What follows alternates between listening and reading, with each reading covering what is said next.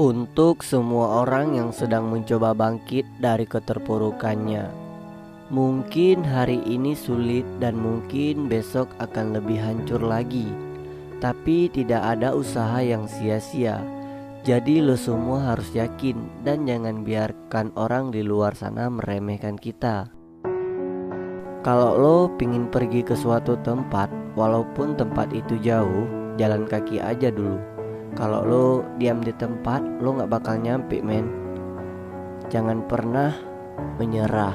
Menyerah itu hanya dimiliki oleh orang yang tidak pernah bersyukur. Jangan lupa senyum hari ini, tetap semangat.